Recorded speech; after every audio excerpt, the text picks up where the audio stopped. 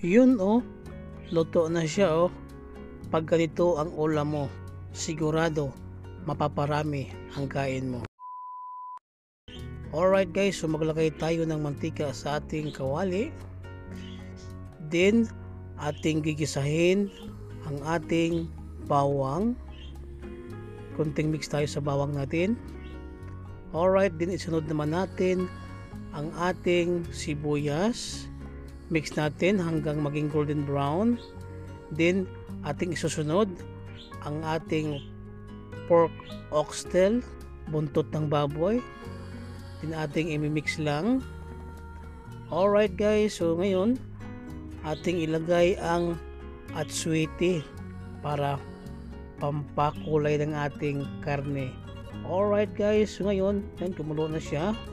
Then, yung pinagpakuluan niya guys, yun din ang ating isasabaw para mas malasa talaga ang ating niluluto. So yan guys, ating imimix lang. Alright guys, so ngayon, ating hintayin kumulo. Yun na nga, kumulo na siya.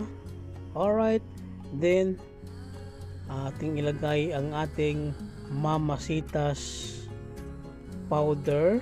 So ayan, kinanaw ko na siya guys. Alright, so nakikita nyo guys, ating dahan-dahanin lang.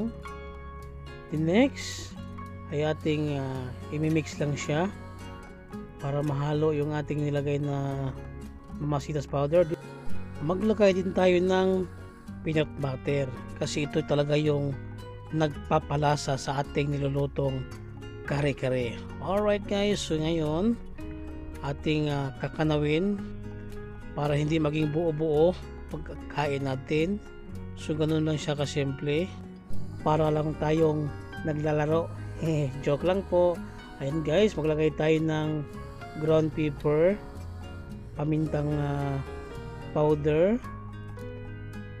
Then mag-add tayo ng patis para pag kinain natin may lasa na. Alright, din ating imimix lang. Then ilagay natin ang ating gulay, sitaw. So pinakuluan ko na pala yan guys. So ating ayusin lang paglagay para naman may presentable. Then isunod naman natin ang ating talong. Pinakuluan ko na rin yan para hindi na tayo mahirapan. So ganun lang, ating i-arrange lang siya. Then pagkatapos nyan, ating ilagay naman yung ating pechay. Ganun din ang aking proseso nyan. Pinakuluan ko na siya guys. Ayusin lang natin. So nakikita nyo guys, napakalapot ng sabaw.